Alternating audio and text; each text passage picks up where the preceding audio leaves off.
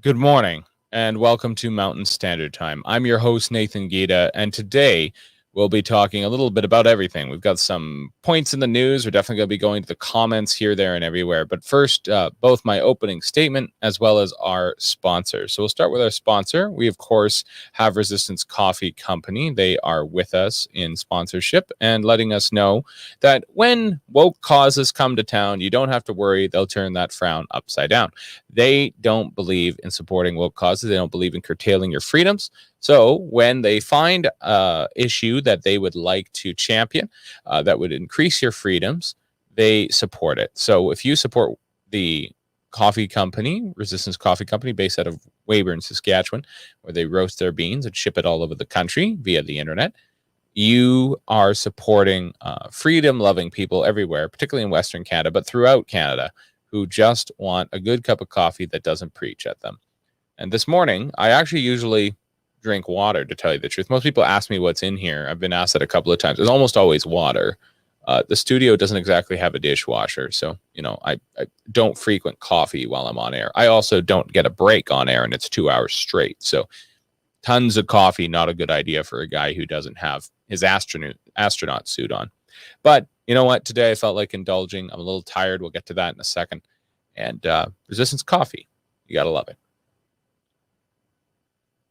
Okie dokie. So let's get on the train here. The short version of the story is, if we go to my opening statement, I'm a little tired, and I'm a little tired for a couple of reasons. But the biggest reason that I'm tired is that I have had to go stand in front of our local parish. So if I look a little exhausted this morning, it is only because I am now a part of a church watching crew that does its best to keep our local parish from getting burned to the ground. Never thought I'd say those words on air or anywhere, or to anyone on earth for that matter. To be clear, we have no reason to believe anyone local has a particular hate on for our particular place of worship, but with the still as yet unstoppable arsonists throughout Canada, torching all these holy houses, we must stand on guard for the big V, that is to say, God himself, well, at least his church. If the 20th century has taught me anything, it is that anything is possible when considering the slippery slope of from bad to worse. This has been proven true on a global scale. 9/11, the wars in the Middle East, the crash of 2008, the Euro crisis, the oil crash, and now COVID have demonstrated that, no, you know what? Things can go from bad to worse in a hurry. And I would say that for most people, a lot of people today, they would say objectively, if they have an economic record to go from around 2000 or the middle of the 2000s to today, unless they're a part of a certain class, things are worse than they were. And things are more tense than they were. Things are certainly more desperate. So on a personal level too, I'm guessing many people did not predict where they are today. I was raised a son of privilege. Today I belong to the precariat. That's mentioned in my column, which went up today. Public school indoctrinated me to believe in, of course, nothing else but the good old Grits, the Liberal Party of Canada, and that they were our best hope, and they were the de facto ruling party of Canada, and everything they had done was wonderful. And today I understand that they are an empire of lies, second only to the Chinese Communist Party. And then a short while ago, honestly, and having been raised in a medical family, I wouldn't have any questions about vaccines. And for that matter, having the knowledge of political systems that I do, I wouldn't have had any questions about elections. And today I'm basically resigned to our federal election, especially if there's lots of mail-in ballots being, I don't know if I want to say rigged, but certainly not transparent. And when it comes to the question of the vaccines, particularly when it comes to COVID, I never thought I'd live in a world where I was getting mail from my government that said, we've booked a vaccine for you. My beloved just got one. I know some other people that have gotten them. They're making it sound like it's a fait accompli. You've had a vaccine booked for you. In Soviet Canada, you don't take vaccine takes you. And it's like, okay, that's again, put a non-lethal pokey thing to my chest 15 years ago and asked me if that's where I thought I'd be today. No, wouldn't have guessed that in a million years. So last night, because of the bodies discovered far away, and because the mainstream media's narrative, and because of the cowardice of our leaders, and the foolish boldness of people who think fires are funny, I had to go stand in front of a church, like farmers do in South Africa or business owners do during a riot. I'm 31 years old and I live in Canada, and the culture war has manifested into just below a shooting war.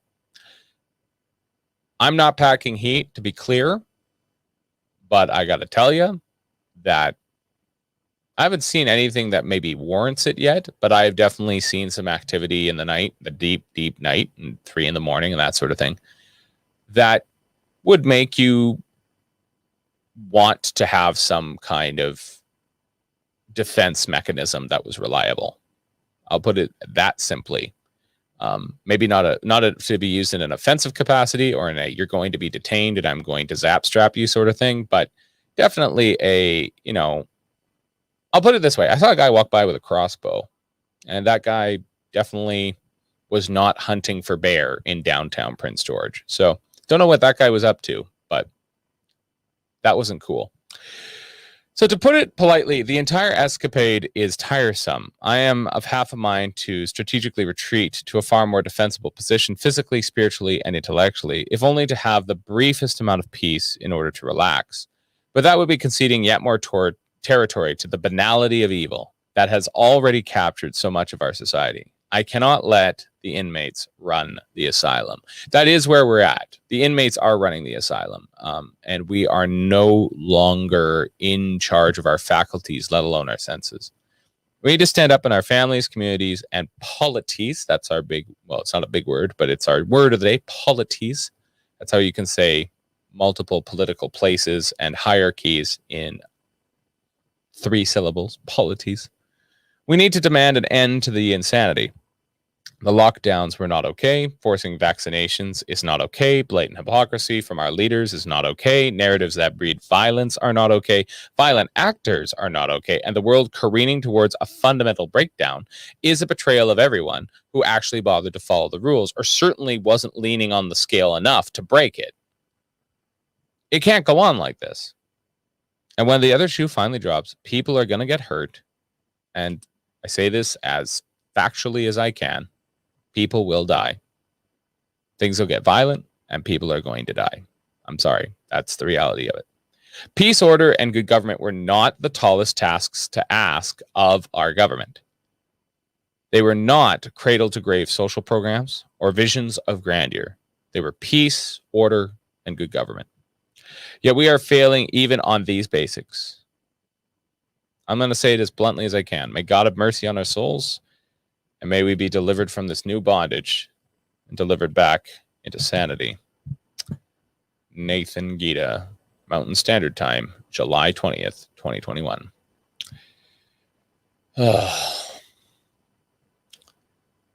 Well, thank you. We got some people in the comments here. I appreciate your viewership. I appreciate your support. I'm sorry if I look particularly ornery today and particularly out of sorts. I mean, even my hair is insane. We'll see if Sheldon comments on that later. I don't really know what else to tell you. I'm just exhausted. I'm at a couple of nights now of going out there and watching the church. We take it in shifts. It's not like I'm the only guy doing it. I want to make it sound like I'm the only guy out there, but it's things are coming to a head. Things are coming to a head.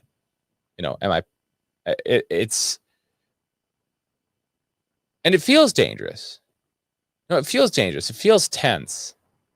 I think the other day, I might actually ask. I mean, our producer, he produced so much of this, curated so many news articles for me to comment on this morning. We're going to get into that in a second. Don't worry. But the one I actually kind of want to dig up is the Coptic church. I think there was a Coptic church that got torched in Surrey.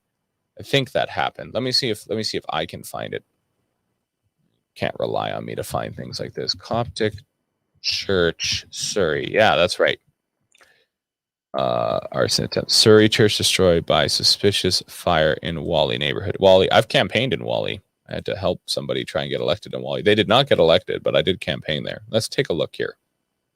There's so many other articles we have to talk about it. Oh, thanks, Patricia. You're the best. That makes me feel good. Definitely brightened up my morning. What do we got here? There we go. Share.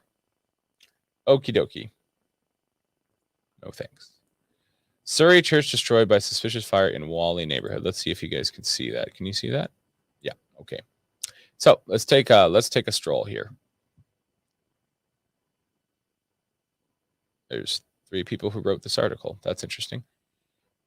Smoke and flames could be seen for kilometers. Truth battle a fire in Surrey's Whalley neighborhood early Monday morning. The St. George Coptic Orthodox Church in the area of 103 Avenue and 138th Street was completely destroyed after flames broke out at around 3:30 a.m. That is the exact time. That's the time that I keep going to be a part of our watch. I get assigned the 3:30 a.m.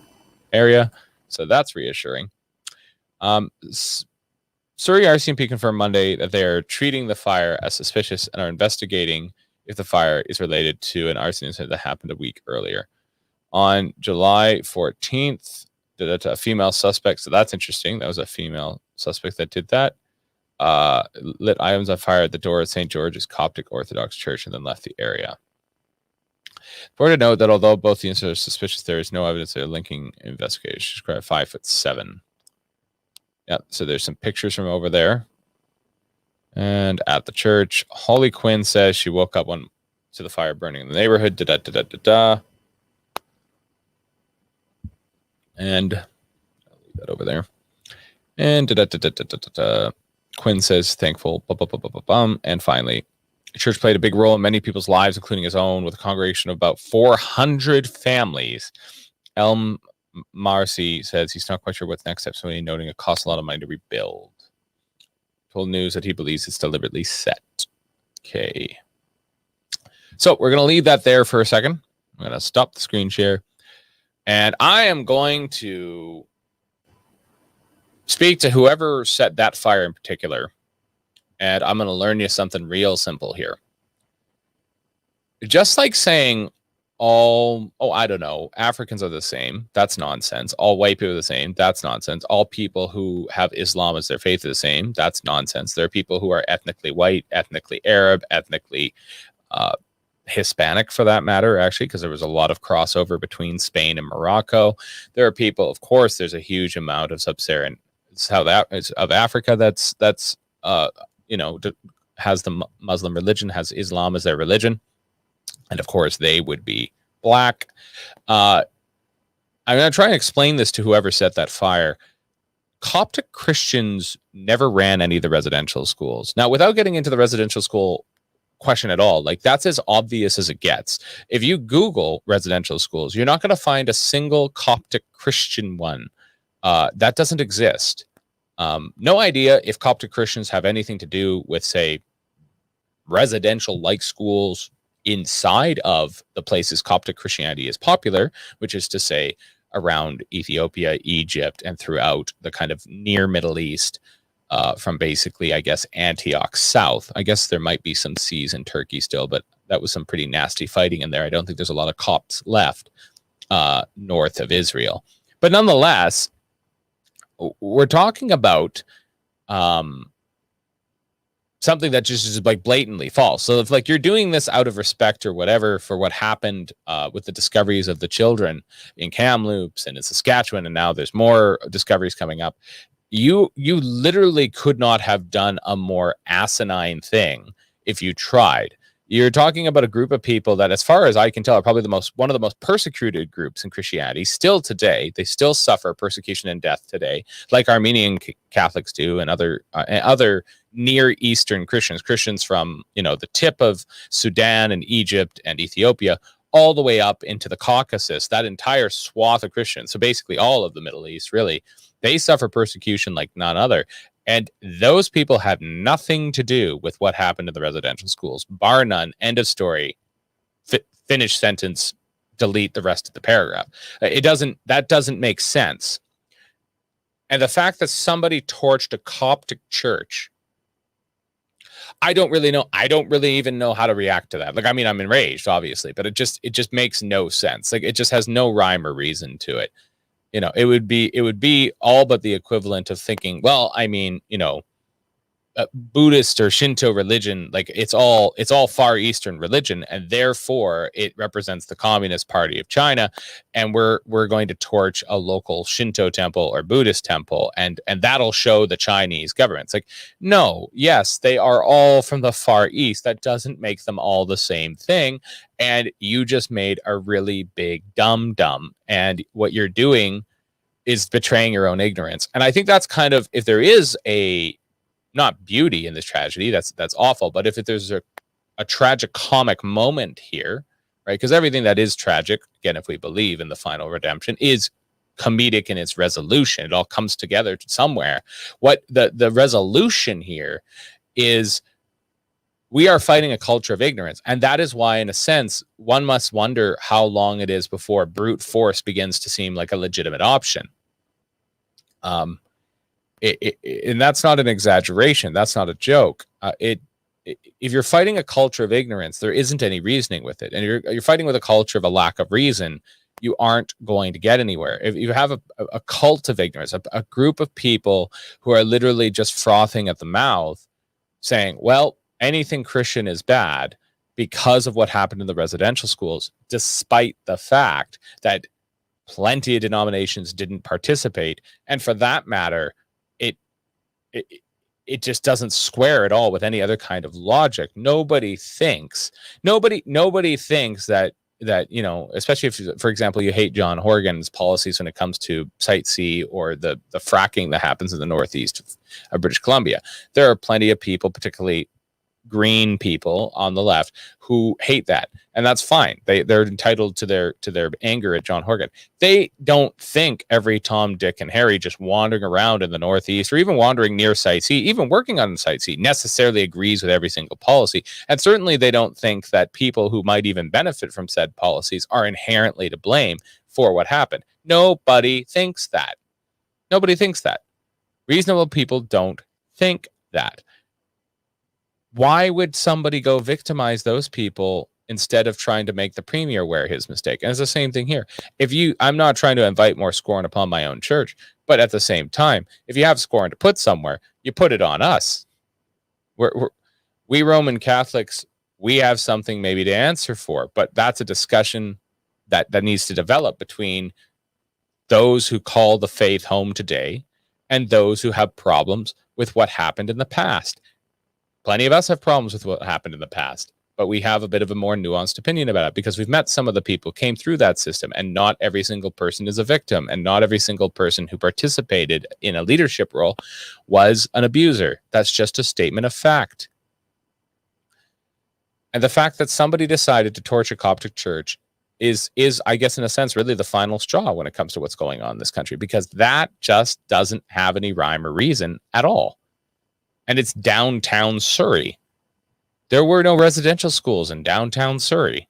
Not as far as I know. Someone is welcome to go and take a look for that if they want to. Someone can go dig that up somewhere if there was a residential school at some point in Surrey, I guess back when it was still a forest and Douglas was still governor of British Columbia, or maybe Amorta Cosmos was premier. Maybe, I guess, that happened. But for the love of all things good and holy, and I'm not being ironic there or superfluous, it's like, that's just nonsense. That just doesn't make sense. And that's where we are, though. Like, that's, I think if something we need to understand on the right, like something that really needs to come through on the right, is that we are dealing with crazy. Like, we're dealing with crazy. We are dealing with people who do not have any rhyme or reason in their heads. None. Okay, none. We're dealing with people who are motivated not just by emotion, by one of the strongest emotions, which is hatred.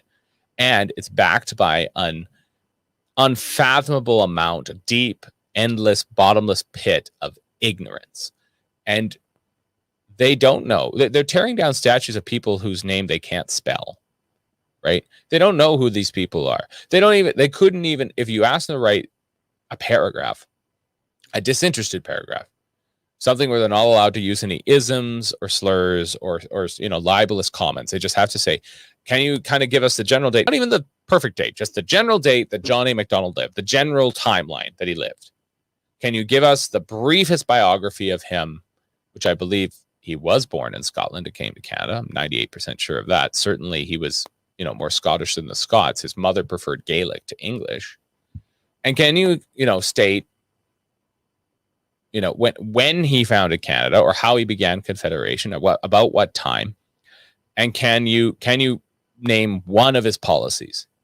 Some of those people would not even be able to name the CPR. I'm not joking. That's not me making that up. That's what I should have done. I should have put this in my thermos. Then it would stay warmer longer. I'll do that next time. It's nonsense. It's beyond nonsense. I've got something in the private chat here. Today marks 150 years since Immortal Cosmos, his contemporaries fulfilled the mission of entering Confederation, making British. Is it today? Well, today, sure, but we celebrate BC Day another day. I'm going to let the producer pull up any of that stuff that he wants to. If he'd like to pull up some more articles on that stuff, I'm going to get rid of this quickly. Remove. I'm going to just close that window. So the Coptic Church thing, it doesn't really get any more straightforward than this. It doesn't. This is the banality of evil, and it's the pinnacle of ignorance. You cannot reason through burning down a Coptic church. It makes no sense. They get that at home. They don't need their churches burned here because they get burned where they're from.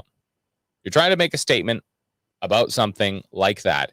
That's not the church that you do damage to, because that church already suffers with the least of these and with the underclass and however else you want to put it. And that church had nothing to do with the residential school system. Not justifying the other actions, saying this doesn't make sense. I don't know who you are.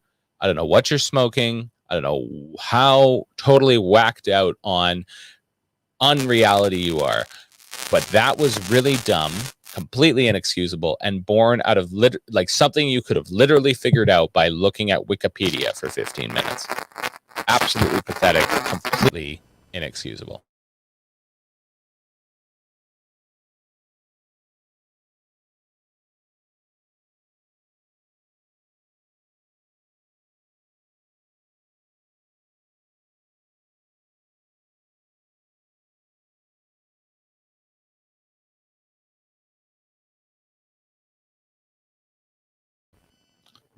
Oh.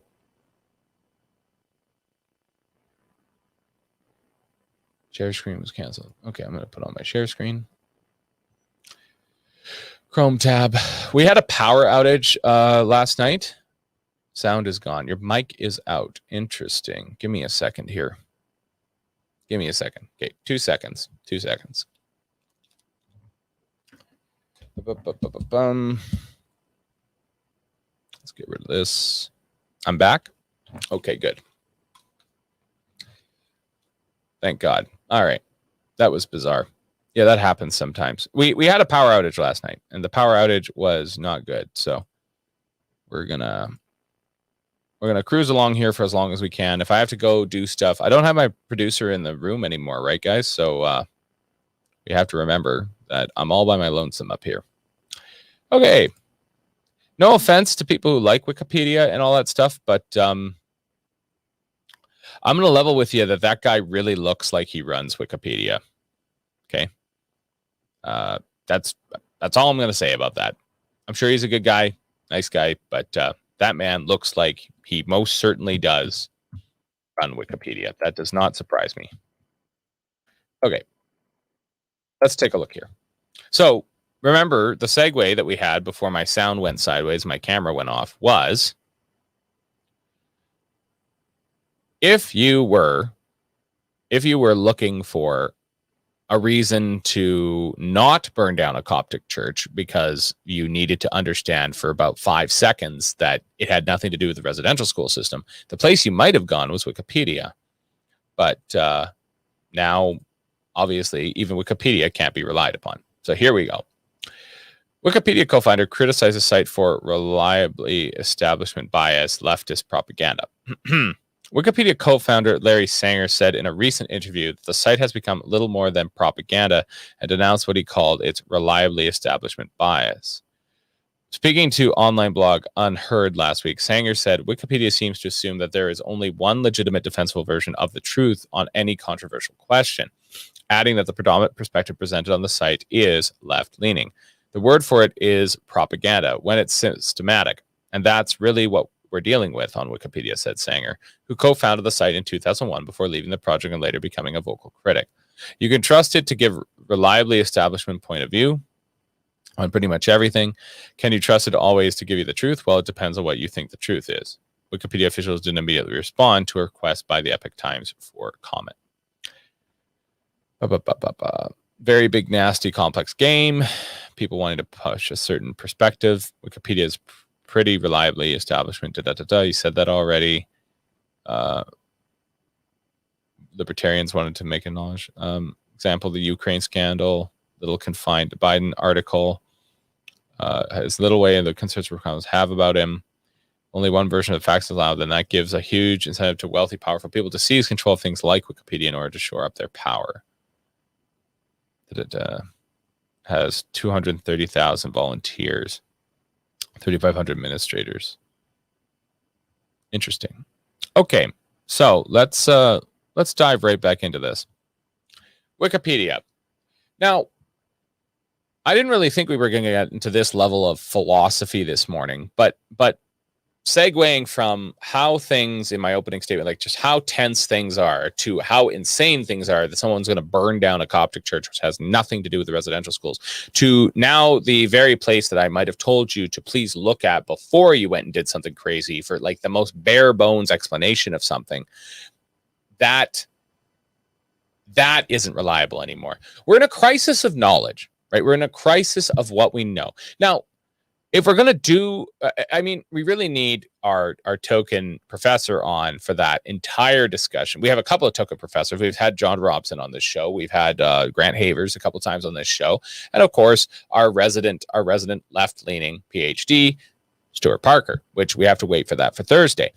But and Stuart would phrase this differently than I, but if I'm allowed to, with just my silly little BA, if I'm going to attempt to give you the Coles Notes version of what's wrong with what's going on in the world today, we have a crisis of knowledge, which comes down to how do we know things, which is to say, how do we know things are true, right? And this goes all the way back really to the Reformation, right? Because what we have to understand about the last 500 years of Judeo-Christian Western history is that at one point, somebody decided to challenge the consensus, the cosmology of what we understood to be the world, from heaven and hell and purgatory to the spirit and all the rest of the spiritual realm, the angelic realm, the heavens themselves, the stars in the sky, right down to your own fingers and toes and your place in the world. All of that had one contained understanding, and we all operated in that world. And then somebody decided to challenge that. Now, not unwarrantedly, and we're not going to get into that argument right now. But we have to understand that fundamentally, that was a crisis of knowledge. It's like, well, you tell us this is how things are, but how do we verify that's how things are? And the whole thing started to crumble. And ever since then, things have never stopped crumbling. Because essentially, outside of being able to say 2 and 2 equal 4, though don't ask that in Ontario, because apparently 2 plus 2 equals 4 equals racist. But outside of the hard sciences, the idea that we could know things with certainty about our nature, and the nature of humanity in general, the mind, motivation, right? All those things that we used to talk about as the soul, and then human virtue got replaced with various soft sciences around psychology and human behavior, and of course, epistemology, like how do we know things? All of that it all comes from the same place. It all comes from the same problem. How do we know what's true? How do we know what's true? And in days of yore, that came through a combination of course, the tradition that had been given to you combined with your empirical experience, right? So, and then you balance those things out. So this was our traditional understanding. This new empirical evidence tells us that maybe the traditional understanding needs to shift slightly, and that's the ratchet that you get to have in your lifetime, and everybody else has to in their lifetime, as one single kind of culture together, slowly but surely progressing through time. Things did not look the same in Europe from 800 to 1500. There was a big difference between those two time periods, and some of it was technological and some of it was theological. Now, what does that have to do with what we're talking about today? What that has to do with what we're talking about is that we're in a crisis of knowledge. And that crisis of knowledge It's based in many different things. There's many different reasons for it. We can talk about that. But at a fundamental level, if we're going to use just the last 15 months, 2 years as our base point, as the lockdowns came in, as COVID came in, we got into this trap where both the hard and the soft sciences were never going to be able to mesh. On the hard science side of things, supposedly we could test when the virus was happening and then how many people died while having the virus. That was supposedly something we could track. And then that gave us a certain amount of numbers in projection as to what was going to happen. On the other hand, human gut, because the human gut, the human intuition, looking around and not seeing the pile of bodies that we saw during the Black Plague and even saw during the Spanish flu 100 years ago, started to question very early on what the point was of the lockdowns and what was really going on. And alternative theories for what was happening became the rule of the day. So we're in a crisis of knowledge, right? We're in a crisis of knowledge, and people just can't know what's true. What's true? Is this true? Are the things I'm telling you true? Right? Like, you watch my show. Do you think what I'm telling you is true? Do you think I'm trustworthy? That's what it comes down to. That's what things have come down to. You can't really independently verify a lot of things that any of us talking heads say anywhere on the internet, on Fox News, on CBC, wherever else you're going. You can't really verify it independently necessarily. We're just a bunch of commenters. We're just a bunch of pundits. But you, in the end, have to make your own kind of intuitive decision. And I was never much of a numbers guy, not because I thought the numbers were always lies, but because I thought the numbers never really gave the whole truth. And some people, they would make the argument. They'd make the argument that, the whole bikini argument, right? What they reveal is what they reveal is revealing, but what they hide is vital. I never really got behind that argument when it came to statistics and numbers and that sort of thing. It's just that it really does tell you things about margins. That was always the thing that I went with, was margins, kind of thresholds and margins. And so when we come back to this question of what's going on with, say, what happened with the pandemic, where was the threshold? How many people did you need to know had been directly, not with complications, directly killed by the virus? How many people would that have taken you to think that that was a dangerous thing? And that's never to say that one death isn't too many. One death is too many. But again, by that same mentality, then don't get in your car and don't eat something that you could easily choke on. Only eat mushed food. Choking is a huge killer every year. Don't use any kind of substance that is mood altering, because again, they're all killers, from the legal ones to the illegal ones. So if safety is your goal, nobody works, nobody gets hurt. My beloved says it all the time. They used to say that at her work. Nobody works, nobody gets hurt. So how many deaths was too many? How many people dying was too many? I am not saying that a single person dying was okay. I am saying that if I told you that down the street, 10 people died in a car accident, and they happened to be in one 15-passenger van, you would assume, well, that's a tragedy, but clearly that driver was not in a good way, or he just made a mistake, or he hit a telephone pole, or whatever, and everyone passed away. Nobody is going to extrapolate from that, obviously, that every 15-passenger van is obviously a death trap. Nobody's going to think that. If you hear that story 2 or 3 or 4 or 10 more times, you're going to start extrapolating that every single 15-passenger van is a death trap, and you're going to start writing letters to that manufacturer to have a recall to figure out why these vans are exploding and killing everybody. That's what you would do. That's how the human mind works. That's how it verifies what is true and risk assesses, right? Risk assessment. Well, that didn't get to happen during the pandemic because nobody was really given the choice. They were just put under lockdown and told to stay inside. And the numbers that we were getting didn't necessarily conform to everybody's sense of panic, which again is a threshold question. What's the threshold that you feel safe at, right? What's the amount of debt you feel safe carrying? What is the amount of how much stuff in your canoe are you willing to put in there before you think that your canoe is going to sink, right? That's the way to understand. That's human behavior 101. That's the discussion, right? That's human behavior. That's where it all gets based. And much of that is a gut check, right? It's not based on raw numbers. Nobody looks even at just the weight that their canoe can carry and then starts to calculate in their mind. No, they start piling stuff in their canoe, and then they kind of look at it like, well, that's a lot of stuff. Maybe I'll take some out. And then they go for a canoe trip. That's what they do. That's what human beings do all the time. They're not numbers people. We're not rational creatures on this count. But by our intuition, by and large, we have gotten pretty far in the world. And for that matter, we've gotten all the way to space. So you got to give that credit where it's due. So, not saying it didn't take science to get to space. That's not the point. But it did take guts to get to the moon. No kidding, right? But the point being that we're in a crisis of knowledge. How do we know what we know? How do we know what's really true? How do you know what you're seeing in front of you isn't an illusion? How do you know that, the economy is even going to be there tomorrow? How do you know your job is secure? Do your beliefs matter? Are your beliefs concrete? Do they have something, some basis, and then some paradigm that's helping keep them all together? And we'll talk, like I said, we'll talk about this with Stuart when he gets on Thursday, because he just wrote a post about this that was actually really good. And I think that's exactly it. There are a lot of people who are afraid. There's a lot of people in the darkness. There's a lot of people really worried because they just don't know what's happening. And how could you know? It's total chaos out there. There's no rhyme or reason to it.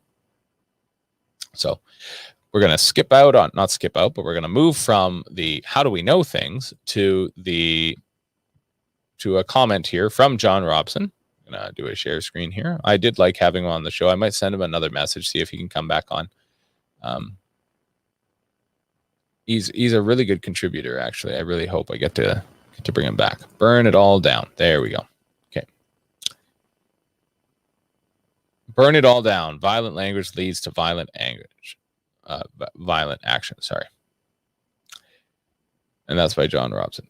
You wouldn't think opposing burning churches would be controversial in Canada, but it upsets a surprising number of people, including Harsha Walia, former British Columbia Civil Liberties Association head, and a bunch of her supporters. How did we get here? That is, that's a good, you got to give credit where credit's due. That's a good opening. How did we get here?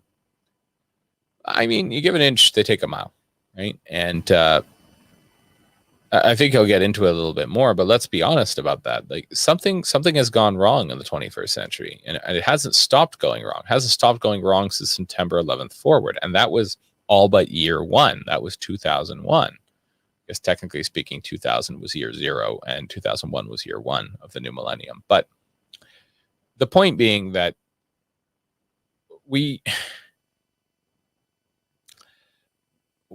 things have gotten from bad to worse. And that's the thing about the 21st century. Things just don't seem to get better. They only seem to get worse. And that's not good. Because at some point you need that other ratchet, the other tick, the other wave in order to kind of reset things, get people better wages, get people in a better position, have social hierarchies move a bit so people feel like they have their turn at the steering wheel. But that's not what's happening. How did we get here? As Global News observed in a June 30 tweet responding to a news article about a pair of Catholic churches burning down, Wally wrote, "Burn it all down." And she was immediately not fired. Nor 2 weeks later. Finally, on July 16th, the BCCLA grudgingly conceded that they were cutting her loose in a cowardly act of capitulation towards a racist mob. No, really. On announcing her resignation with heavy hearts, the board of directors said in a follow-up letter that their outfit was facing inexcusable racism and misogyny and threats to physical and mental safety. Apparently, we encountered a wave of hateful commentary fueled by the fact that our executive director is a racialized female leader, and crumbled. They also squeezed out the modern "I'm sorry you idiots were offended" apology, allowing that burning all down as churches burned left some people with the wrong impression about the values and principles to which we adhere, but basically they're the victims. You cheer on a few lousy church burnings, and the biggest come crawling out of the woodwork in numbers we no longer dare oppose. So we're going to stop there for a minute.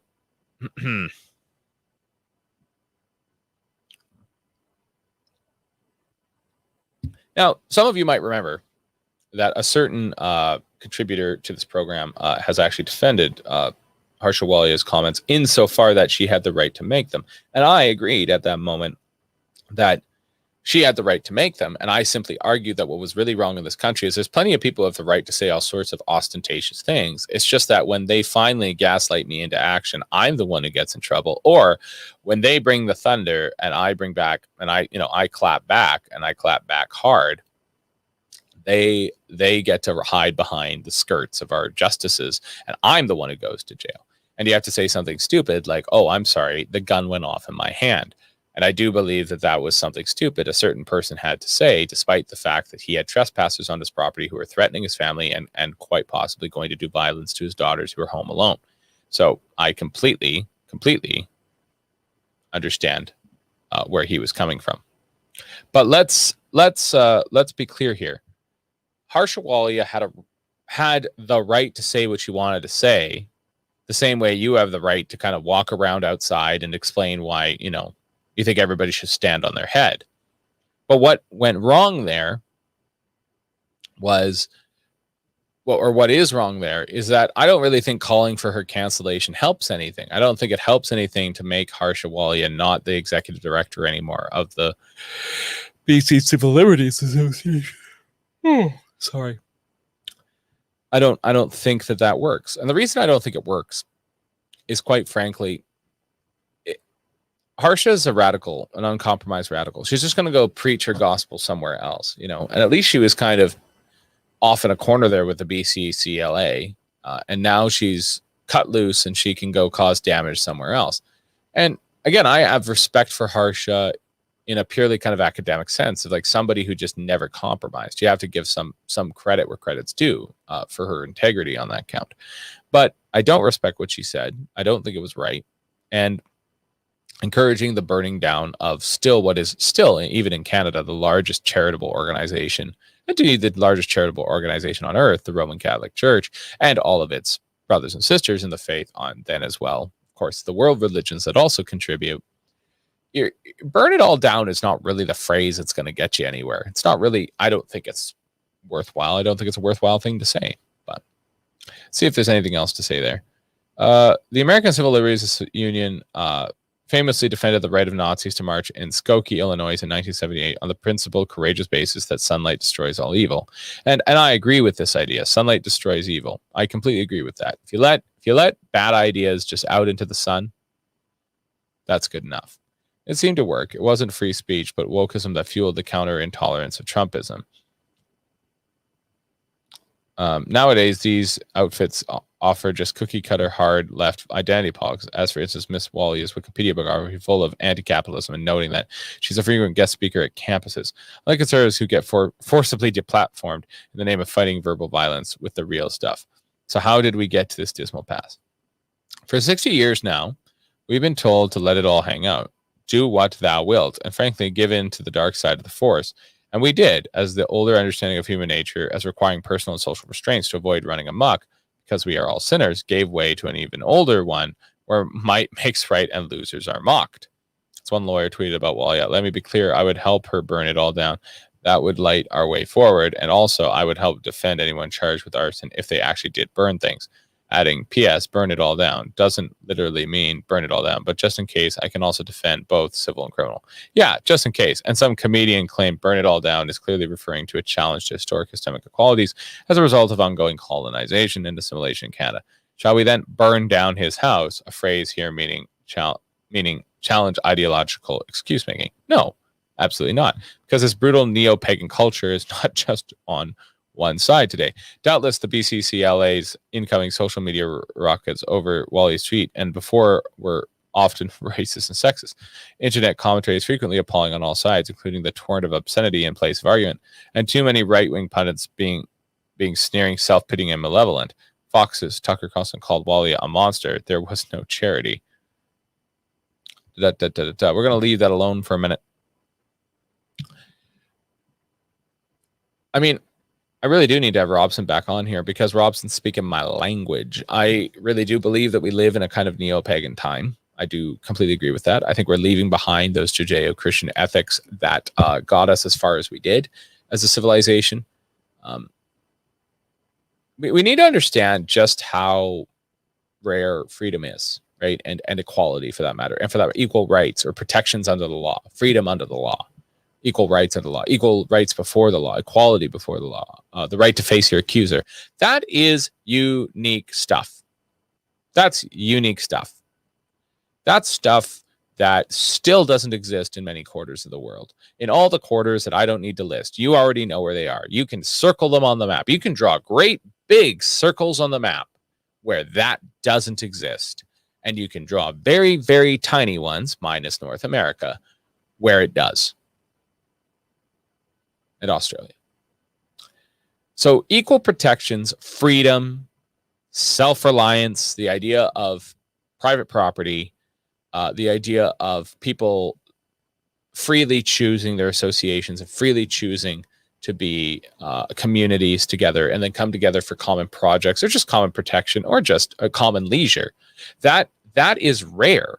That's beyond rare. And at one point, we need to remember, not that long ago, 70, 80 years ago, just into the last century, in the middle of the last century, there wasn't a free democratic government outside of the English-speaking world.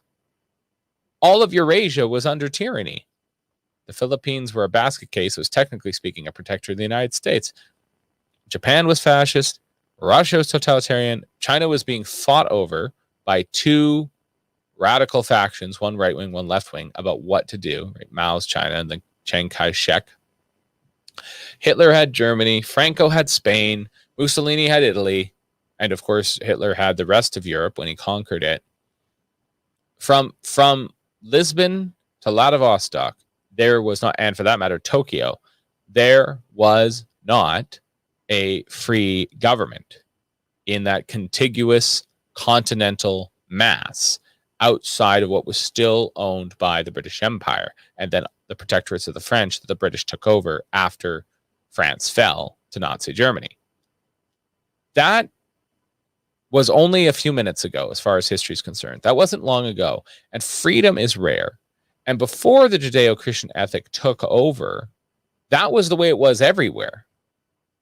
We had slave-based societies, capture culture. That happened here with Aboriginals as well. My people took slaves. My people did violence to other people. The idea of people being treated equally just because they happen to be made in the image of God, that didn't exist. And after all of that, the Judeo-Christian ethic changed those things, changed things for women. People want to talk about how misogynistic the Judeo-Christian idea is. Does anybody actually want to go back to polygamy?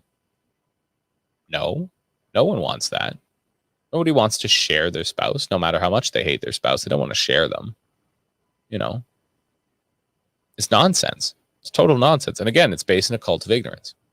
Let's finish up what we've got here from Mr. Robson. For many years, it has been canonical in the West that the Enlightenment finally pried human rights from the brutal, superstitious clutches of Christianity. It is absurdly ahistorical. The causal cruelty of antiquity is its most baffling quality, for now at least. But it is also a dangerous guide forward because it assumes we can écraser la femme, so throw out the baby with bathwater, and keep the unprecedented gentleness, pity, and second chances arising from Christianity's transvaluation of all values with a God who embraced weakness, shame, and victimization. Cancel culture shows we cannot. Could Caligula be less sympathetic as the lions pounce towards a doomed victim across the arena sand? Or Prime Minister Justin Trudeau's close friend and former advisor Gerald Butts tweeting that burning churches might be understandable, which one doubts he would say of mosques? Or the head of the Union of BC Indian Chiefs and others dismissing outrage as pearl clutching, burn it all down as part of a lexicon of social movements going back 2 centuries. Bosh, like Burn Baby Burn in the 1960s as fires gutted American inner cities, the violent language means what it says, driven by violent thinking towards violent actions. And these people are not being insincere, not even in the whining about microaggression, but cheering as churches burns. On the contrary, they think fair play is weakness, pity is for losers, and they intend to be winners on a charred and poisoned landscape. That was brilliant. Good job there, John. I'm going to send him a note and say that was very well done. No, this is precisely it. And this is where we are. This is the end of all things to a point. We cannot continue down this road because it's going to result in a complete breakdown of civilization. And maybe the simplest explanation of what is somebody who calls themselves, I remember trying to explain this once to people, like, because people, like, sometimes they try to peg my politics. And I mean, I have a particular set of politics on a lot of counts, and there are some things that I believe that are pretty controversial and bizarre and whatever. And I have some kooky ideas that are kind of innovative. But most of the time I tell people I'm a conservative. And according to Russell Kirk, one of the great conservative writers of the American milieu in the 20th century, a conservative might be anybody who thinks himself so, because it's not a particularly ideological set of beliefs. But one of the fundamental points that I would make is whether you're a conservative or just somebody who wants to be a bit more of a humanist, you have to ask yourself, what is the fundamental basis of all questions? I would say morality. I would say, at the end, most political questions are actually morality questions. Social questions, even economic questions. Like, we have to ask ourselves what is kind of the moral compunction, or at least the ethical compunction that we have upon ourselves, in order to, protect the least of these, but allow those who are stronger to have some fair play over the realm of business, property, and that sort of thing. And a properly free market, a market where the thresholds of entering are low and the price of goods are kept competitive through fair play. That would be kind of some very basic ways of me saying it. But again, we need to understand in no uncertain terms that it's also dangerous. It's also dangerous.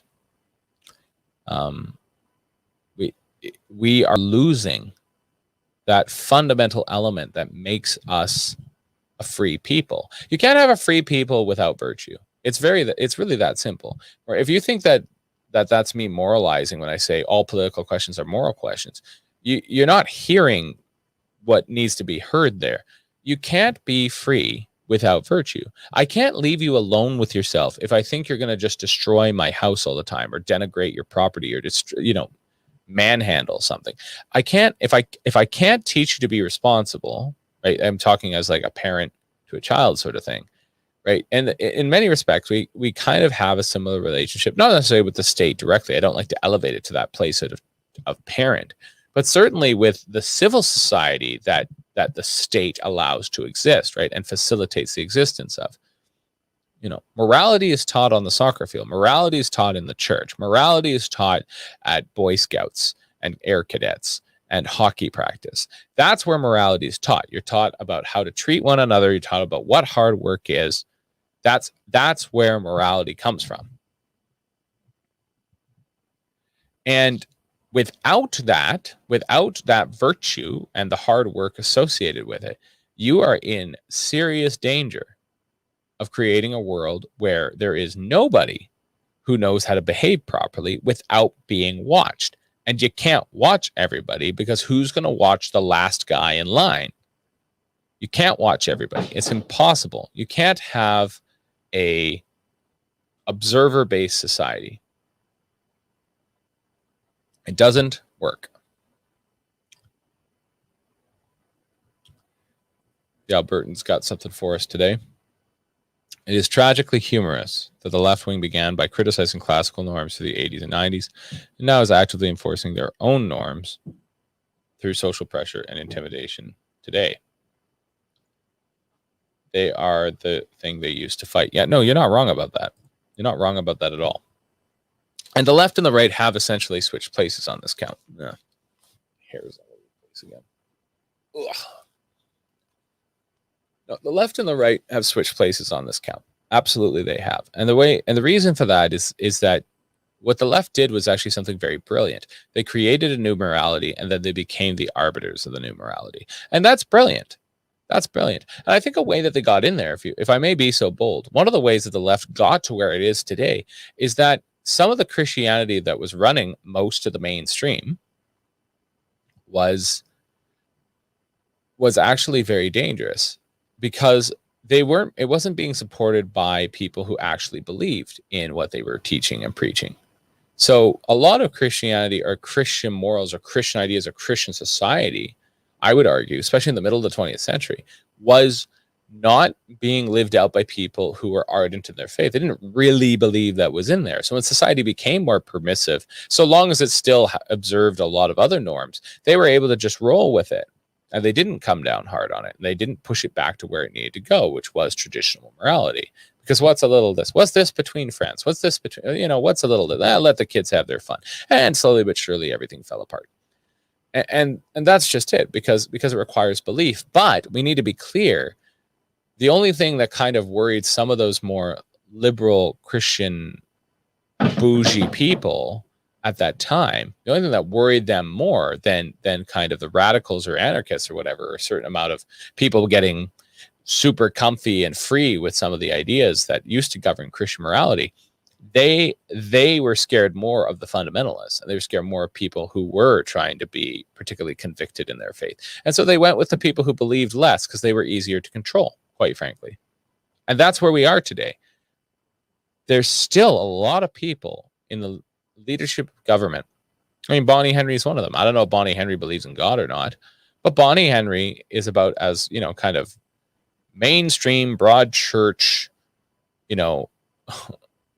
wasp as it gets. From her name to her demeanor to the way she walks and talks and the way she moves, she looks like a wasp, a white Anglo-Saxon Protestant. And of a certain kind of caliber of church where who knows if anybody, they enjoy going there on Sunday, but who knows if anybody really believes what's happening up there. I'm not saying that they don't. I'm just saying, she just is who she is and plays a certain role. But because she looks that way, people trust her. But because she acts still like an apparatchik of the state and not like somebody who's fundamentally compelled by morality, that's another thing people trust, because people don't want that morality and the questions of virtue and conviction to be preached at them. There is an irony here, of course. People would say, well, but she told us to stay home and everything else. But that was preaching a new gospel. That was preaching the gospel according to COVID. And it was preaching the technocratic theocracy that she was slowly but surely becoming the high priest of. But she's still displaying, you see her, and you ask someone who's not a complete ignoramus, well, what church do you think she goes to down the street? And they're going to be able to pick out a church where there's a bunch of people that look just like her without even looking inside. But she's not there, and that's not part of who she is, and that's not who she is or what she is. And she doesn't really believe that, because otherwise she would have acted upon it. She doesn't. But she looks that way in order to convince us to do the same. And that's what's happened with liberalism. Liberalism preached a new doctrine, leftism. Liberalism became leftism, and leftism preached a new doctrine, and it upset all the old order. And once it became the new order, it became the arbiters of morality and virtue. And it could enforce its order, going all the way back to this question of knowledge earlier. Who knows what people really believe? Who cares whether or not you believe in the great moving spirit of the sky, or if you believe in Mother Earth, or if you're just an atheist, whatever. In the end, if you can enforce your non-convicting belief system that doesn't create good and bad, right and wrong, heaven and hell, you can get rid of all that stuff but strictly enforce your new belief system through the use of technology. You have a powerful tool, a very powerful tool. The Albertan just mentioned here, of course, that Trudeau is Catholic. I'm not arguing that for a second, and I'm not trying to say that somehow Roman Catholics are any better off than anybody else. They're not. I'm a sinner like everybody else. With respect to our prime minister, I think the biggest thing with him too is that, again, and even like Biden, right? They get to virtue signal to the fact, like, well, they're this. Well, it's like, okay, well, they might be this, but they still vote for policies that end life in the womb, and they still create policies that destroy human happiness and human life and the family, and they hurt the family. That's reality, and people need to be honest about that. So we got a little bit off track here. We're at the bottom of our first hour. We're at the top of our first hour. We're going to cruise along here as best we can. Again, I'm sorry about there being no guest today. There was a power outage. Things went a little bit sideways, so we're just kind of cruising along as best we can. Keep the comments coming. I'll be happy to interact with them a little bit more as we get throughout what's going on there. Let's see. What do we got next here? American academics. Who is most likely? Interesting. So we got a whole bunch of stuff on COVID here. I'd actually like to. I'll start off with. I wrote my column this week, and I wanted to talk about how COVID has completely evaporated from the public discussion. And I don't really know. I don't really even know what to compare it to, but it has literally evaporated. So for those of us who aren't in British Columbia, I know there's a great deal of us that tune in from Alberta. A couple of people come from Saskatchewan, and then, of course, Manitoba. Big shout out to everybody across the Western provinces and others who tune into the Western Standard. We become a national newspaper. That's awesome. I mean, you can access us from anywhere. We're on the internet. But particularly to my Western brothers and sisters, just shout out. Let us know where you're at. Let us know where you're from. And what you're doing there, and why you love your hometown, and why you love the West. Give us your 2 cents on that. But if we're thinking about what's going on in British Columbia right now, I don't know where you are in the rest of this country or the rest of the world, wherever you're viewing from. But in British Columbia, we are effectively through the pandemic, which is to say, nobody's listening to it anymore. It all started with the May long weekend, say Victoria Day. God save the Queen. I'm a monarchist. If you're not, I'm sorry about that, but I like the Queen. And so from Victoria Day onwards, from the long weekend onwards, it was very clear that British Columbians had kind of had enough of whatever Bonnie was preaching at them. And so they had decided to, en masse, basically start doing things, right? They're going out, they're going to the cabin, they're going to the lake. We had a bit of an early summer in British Columbia, and off we went. And we just went one foot in front of the other. And very slowly but surely, it was pretty clear that British Columbians were not going to be paying attention to any of these rules anymore. So what they tried to do is they tried to put the cart before the horse, or rather get back in front of the parade before it passed them by. So Bonnie and Horgan and Henry, they should really make a musical about them. Horgan and Henry, sometimes Adrian Dix. They decided that they were going to get in front of this out of control train, this crazy train was going off the rails, and try and tell people how to live their lives again. So by structuring their exit, right? So have an exit strategy. Always have an exit strategy is what they tell me in business and a lot of other things. I always thought having a plan B just made you not commit to plan A. So my advice to you is to never have an exit strategy. Fight your corner, win the battle, take over the world. What happened was, they wanted to get ahead of the parade. So what went on was they began this 4-phase program here in British Columbia. And I can't even tell you what each of the phases were. But the point is, phase 1, open a little bit. Phase 2, open up a little bit more. Phase 3, apparently at this point, is basically wide open. I don't even know what phase 4 is supposed to look like. If you wander around in phase 3 right now, you won't see any difference between summer 2019 and summer 2021, except for there are retail workers and other workers who are wearing masks. That's it. Not saying that's okay. I don't want them to have to wear masks either. If you don't want to wear a mask at work, you shouldn't have to wear a mask at work. I didn't know that your employer owned your face. Your employer doesn't own your body. Your employer has a right to, upon payment of you, the labor that you provide them in their business. That's what they are. You're exchanging your labor for their money. That's what it is. You're selling your labor. They have a right to that if you've signed a contract and they're paying you. They don't have a right to your face, and they don't have a right to your body. I thought that was basic civil liberties at this point, but apparently civil libertarians are all about burning stuff down now and not talking about essential freedoms. So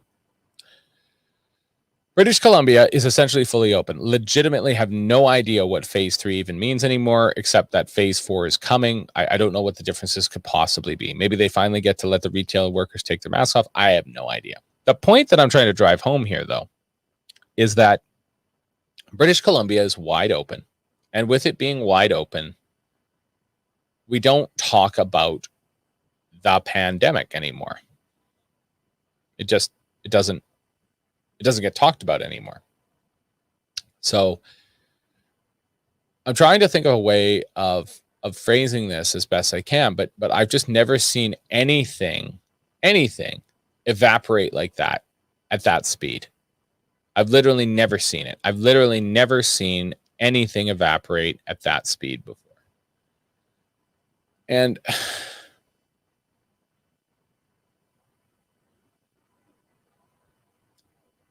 that worries me, because if the pandemic was really that big of a deal, and to the point where we literally locked the churches and we had people stay at home and we handed out free money to people in order to get them to stay home and not work. If you can flip the channel on that fast, you're not convincing me that this was very important. Like the people who died, like if we're going to concede that people died from the virus, which I'm willing to concede that people died from the virus, I just think almost everybody who died from the virus had comorbidities, from just their age and health of their age to actual comorbidities, like you're very overweight and diabetic and that sort of thing. Short of breath, maybe a smoker, I don't know. So, and I say this as a guy who's already a bit of a bigger guy, a guy who was quite a bit bigger just a little bit ago, and who definitely smoked for a long time.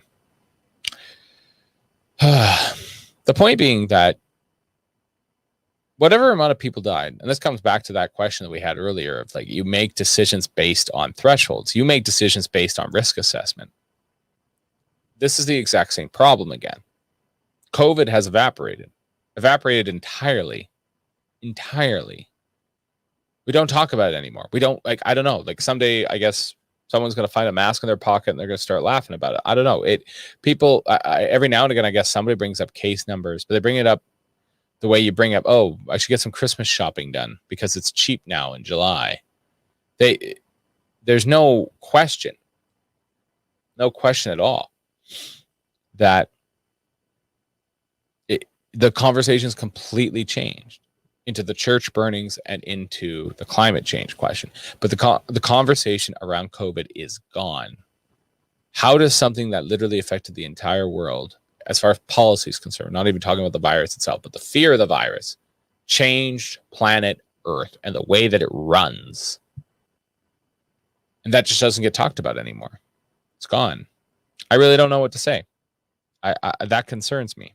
Concerns me more than the realities of the virus or lack thereof to begin with.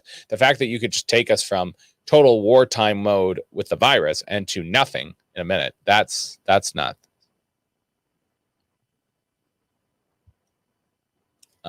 We've got a couple of articles up here on COVID. Let's walk through them. No sign. Well, we can go through that quickly first.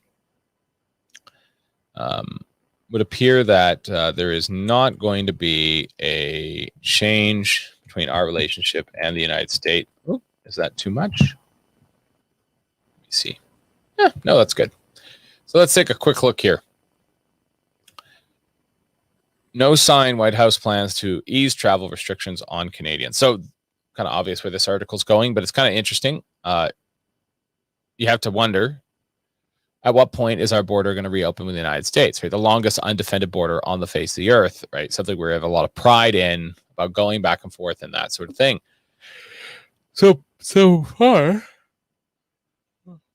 far, this isn't going to change anything.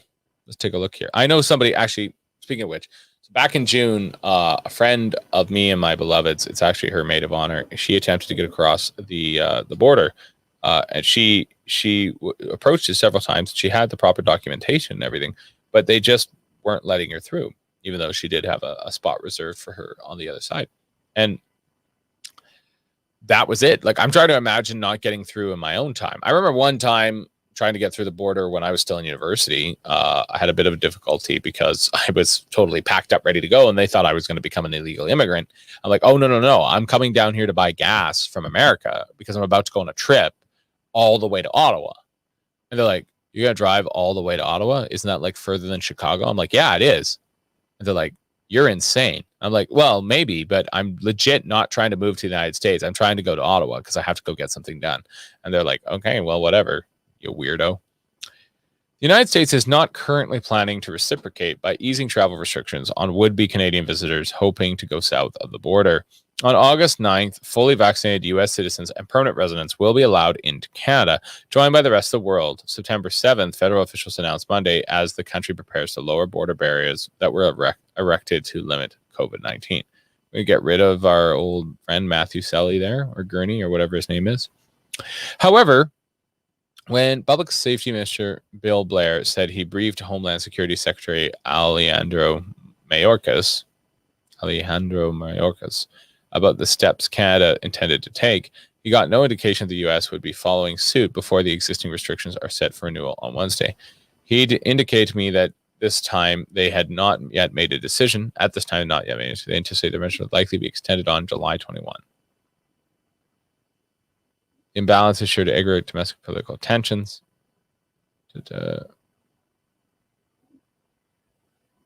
Rep. Brian Higgins, Member Callers.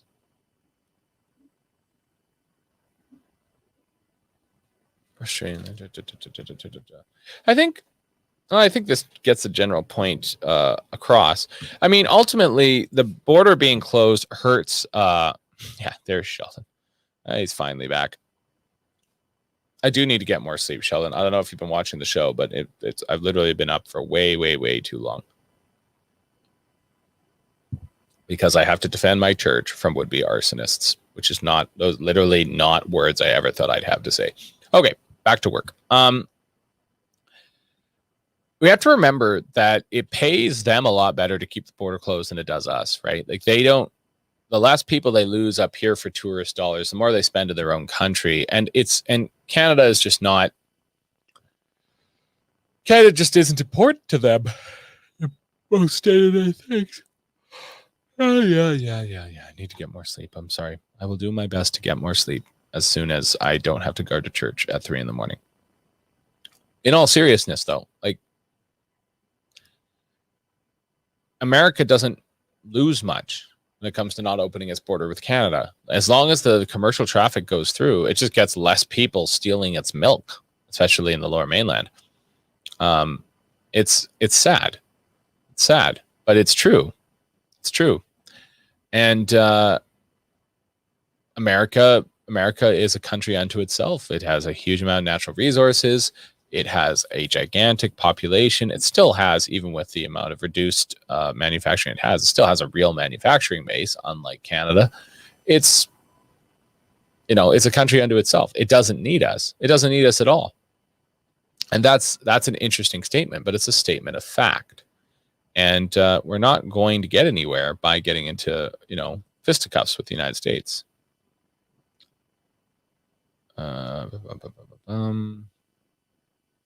Doesn't sound like there's much more to that article. So we'll get back to full screen here. Well, let's talk a little bit more about COVID.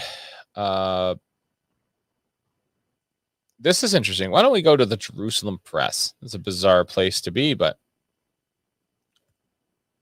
no, not a bizarre place. I mean, the Jerusalem Press is a pretty reliable source of information. Just not something, again, that I never really think that I'd use, but hey, why not? That's why I have a producer who helps me. All right, let's read through this. Who is most likely to develop severe COVID-19 even after a second jab? Research by Israeli doctors explains how and why some vaccinated individuals will still end up hospitalized due to the virus. Now, I guess they could say this is salting the field, right? People would say that, right? Hey,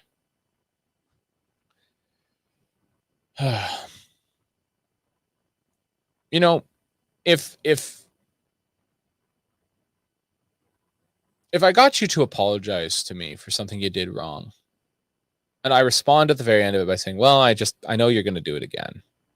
I've both undermined your apology and I've set the expectations and kind of cursed you in a kind of permanent position. You've been pigeonholed. I know you're going to do it again. So, I mean, go ahead and say sorry, but what do I care? It's salting the field, right? And the reason that I'm bringing this up is that when it comes to this in the Jerusalem Post, one has to wonder that if you got both vaccinations, both shots, or whatever you're doing, you're double vaccinated, whatever, you got your 2 boosters. I don't care what they are. I don't even understand how that is all put together. But the point is, because I didn't get it, and I'm not planning to get it. But let's say for a moment that you had decided to get it, and maybe you got it because work forced you to. So let's say you got the one that, so far as we know, has had the least amount of complications. As far as I know, go ahead and tell me otherwise. But the Pfizer, right? The Pfizer, as far as I know, has been the least problematic. Not saying you should get it. Not saying that that's a good one. Not endorsing Pfizer. I ain't getting paid by them. Let me tell you. Just saying, from what I've heard, that's the one that I haven't heard a ton of problems about. But let's say that you went and got vaccinated, and let's say you did it for work, or you did it for kids, or you did it for your grandparents because they're really vulnerable, whatever, I don't care. The point is that after you did your duty, right, and got the jab, would you accept that there was a way for you to still end up in hospital from this disease? You already did everything you were supposed to do, and you did the social distancing, you did everything, and you still end up in the hospital because of the disease. Hopefully you don't die, right? But you're in a severe situation. You know, Albert has said, we are living in the presence of a fear-based cult. You are not wrong about that. You're not wrong about that. So let's think about that for a minute. If you already had your jabs, why would you think to yourself that it's okay to be, to get the disease again? It's like you did your due diligence, and you still got the disease again. At that point, you have the flu shot, and at that point, we're all doomed, because that's another gigantic lie. Then they said that this was different.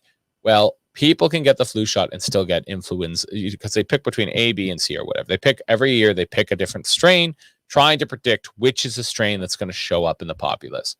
Well, people still get the flu. So what are you going to do about it? Okay, start again. Who is most likely to develop severe COVID-19 even after a second jab? And this is from the Israelis. I think one of the reasons why this is from the Israelis, to be completely honest with you, is that the Israelis had a very high vaccination rate, like extremely high. Like they were one of the first countries to reach all but 100%. So let's get into it. Older individuals with many underlying medical conditions and immunosuppression are more likely to contract coronavirus and would develop a severe case of COVID-19 even after being fully vaccinated, according to a world first study conducted in Israel. Question: why were we telling old people to get vaccinated then, if it turns out that it's not going to help anything? I don't know what to tell you. Like, that doesn't add up.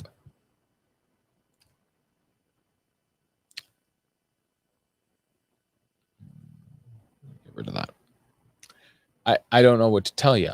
I don't know what to tell you. So if older people, and whatever, people who are elderly, people who are vulnerable, got their vaccination and they're still going to get, like, to what end? What's the point? A minority of vaccinated individuals will contract coronavirus, and a small percentage of those will end up hospitalized because of the virus. This is called a breakthrough infection. But who are these people? A team of Israeli doctors led by Professor Tal Brosh, head of the infectious disease unit at Samson Asuda Ashdod Hospital, studied 152 fully vaccinated patients from 17 hospitals who developed COVID-19 more than 7 days after they received their second vaccine dose and required hospitalization before the end of April. The cohort was small because not many vaccinated people who contract coronavirus develop a severe infection. The vaccine is 97 to 98% effective against the standard variant. It's proving to be almost as effective against the Delta variant. So far, despite a rapid spike in coronavirus cases in Israel, the number of serious cases seems to be climbing slowly. Interesting. Overall, we can say that the main thing is that these are not healthy people. Almost all of them had comorbidities: heart disease, lung disease, renal disease, dementia, cancer. Dementia? Okay, hold the phone.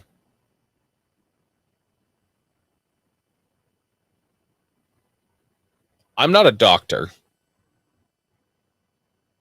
but could someone explain to me? Perhaps Dr. Cannabis can, because he's in the comments. Perhaps Dr. Cannabis is a doctor. In all seriousness, though, if there's any medical professionals listening in now or later, could you explain to me, please, how dementia is a comorbidity with a respiratory disease? I don't understand. I need you to explain that to me. I don't. I'm being a bit sarcastic there and a bit sardonic, but in all seriousness, if I'm just totally missing the boat as to how dementia is a comorbidity, then go right ahead. And dementia is being mentioned in the same sentence. Let's try this again. Specifically, 71% had hypertension, 48 diabetes. Those are both serious things. Congestive heart failure, also serious. Chronic kidney disease, also serious. Chronic lung disease, also serious. Dementia, and then cancer. I don't know what to tell you. Dementia doesn't belong in this list. Dementia is not never mind. I'm going to leave that alone. Somebody please explain to me how dementia is a comorbidity for COVID-19.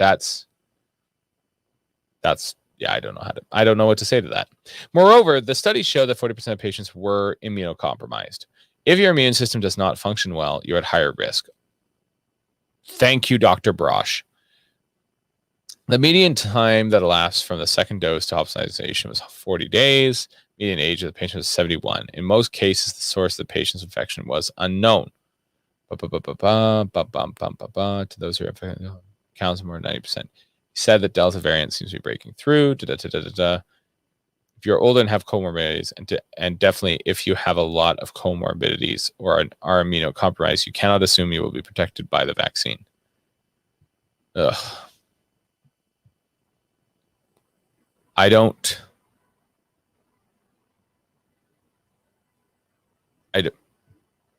know what to say to that still with the dementia thing.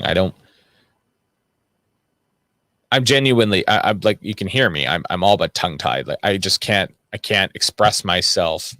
I'm just shocked. Like how does dementia count as a comorbidity? That doesn't make sense. It's comorbidity with car accidents, I guess. Like, I mean, you forget how to drive. Like it,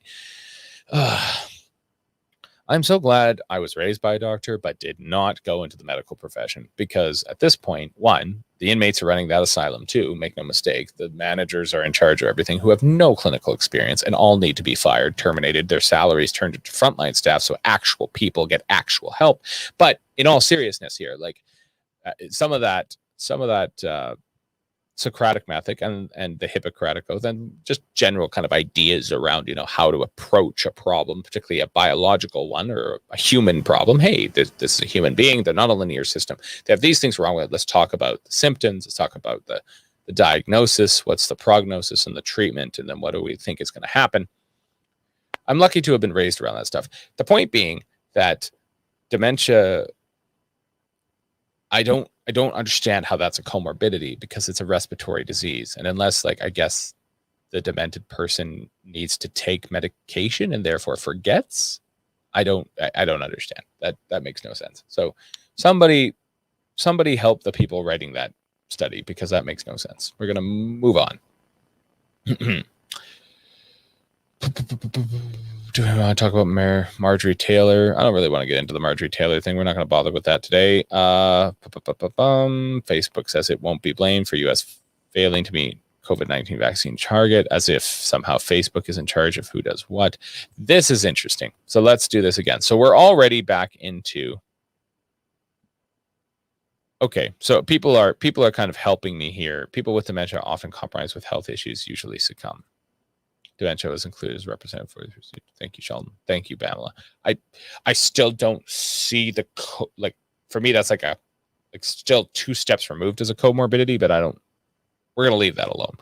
We'll talk to you about that another day. I'm still just blown away. You have to remember I'm also functioning on like no sleep, so maybe I'm just getting obsessed with something that makes no sense. Okay, here we go. The American Academy of Pediatrics recommends masks in school for everyone, regardless of vaccination status. Okay.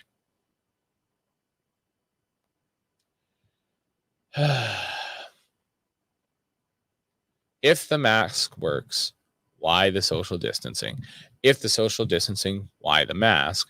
If both work, why the plexiglass? If the plexiglass, then why the mask for the cashier? And finally, if all those things work just fine and the virus is working its way through the population, building herd immunity, why the vaccine? And if the vaccine works, why the re-implementation of masks or school closures or whatever? Like, these are fair, logical questions to ask based on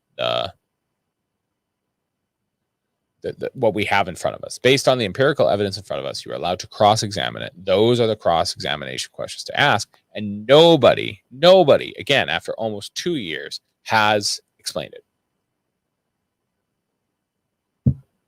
No one. We are now into this article, again, from the Epoch Times. I guess we just do the Epoch Times all the time. You can all tell where my producer's bias leans, eh? American Academy of Pediatrics recommends masks in school for everyone regardless of vaccination status. Again, then why did I bother taking the vaccine? To be clear, I didn't take the vaccine. I'm using the royal I, the royal we. Why did we bother to get vaccinated if this is what's going to result? You promised me that if I played your little game with Big Pharma, I would be given my freedom back. But now you're taking my freedom away again. I don't think that's very fair. That's not playing fair. But then again, they were never going to play fair, were they? Okay, let's roll through this. The American Academy of Pediatrics, otherwise known as the AAP, on Monday issued updated guidelines for school reopenings, urging all staff and children over the age of 2 to wear masks in schools regardless of vaccination status, a posture that is stricter than the mask-wearing guidance issued by the Centers for Disease Control and Prevention. Of course, the CDC is based in Atlanta, Georgia, and we all remember that from various other things that taught us that. But of course, either the game Pandemic, which was Risk for nerds who really wanted to see what the Wuhan flu would be like 10 years before it came out, well, 5 years or whatever, or thanks to the Walking Dead show. We all remember where the CDC is located. But 2, so if you're saying 2, we all know what that means. If you're saying 2, right, that means that you're talking about daycare. So you're talking about daycare and you're talking about Sunday school. So you're saying you're going to put a mask on a 2-year-old. Our local Costco tried that trick. I mean, I think some people had to conform, but like, how does that work? Go ahead and put a mask on a 2-year-old. See how well that goes for you. That's not going to happen. The AAP called its new guidance a layered approach, which includes recommendations for building ventilation, quarantining, as well as cleaning and disinfection.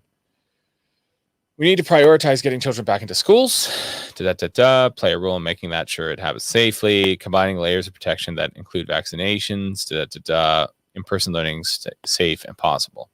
Association said universal masking is necessary because much of the student population is not eligible for vaccines.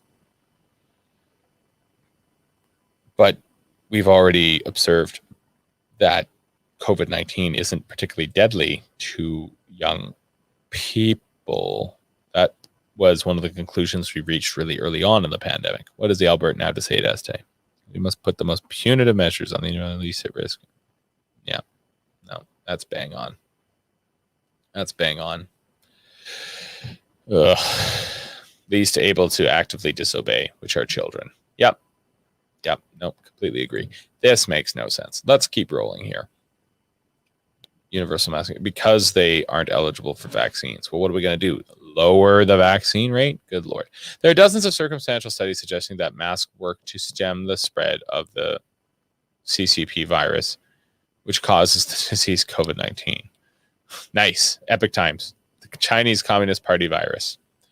Although there has been just one randomized control trial during the pandemic carried out in Denmark, the researchers found that wearing a surgical mask when outside the home, among others, did not reduce at conventional levels of statistical significance incident of infection for COVID compared with no mask recommendation. Senators in New Jersey recently held a hearing to explore the efficacy and negative effects of mask mandates in schools for children, found the scientific evidence does not support such mandates. The AAP's recommendation on universal masking in schools with exceptions for those with a medical or developmental condition, stricter than the CDC guidelines. Dr. Fauci said that the AAP's stricter guidance makes sense. When you have a degree of viral dynamics, I can't read what Fauci said. I'm gonna pass out. Mask wearing amid the COVID-19 pandemic has become a hot button issue. Everybody knows that, while generally viewing the mandates as minor inconvenience. well, they were more than a minor inconvenience. They caused high anxiety. And I mean, how many times did you forget your mask somewhere? Like, it just, getting in and out of places was a colossal waste of time. And it still makes no sense. Makes no sense. Sit down at a restaurant, no mask on, breathing the same air as everybody else, but somehow when you're sitting in the restaurant, you're fine. Pamela's got something to say about this. So ask yourself, why didn't government require these restrictions for all the other lethal airborne diseases? Certainly ones that seem more lethal. I think H1N1 actually probably killed people, especially younger people, more frequently. I'm pretty sure that's the case. We'd have to look that up. But I'm going to pause here for a second. And if you think I'm just trying to run out the clock, you might not be wrong, because I am a little tired and I'm doing my best to keep this together. Really wish we had a guest today. Sorry, we don't. But I thought we've had a pretty engaging day. Pretty engaging. This coffee's helping. I got to clean this cup, though. That's why I didn't ever put coffee in it. Here's the deal. Nice use of the word Jacobins, Damien. Nice.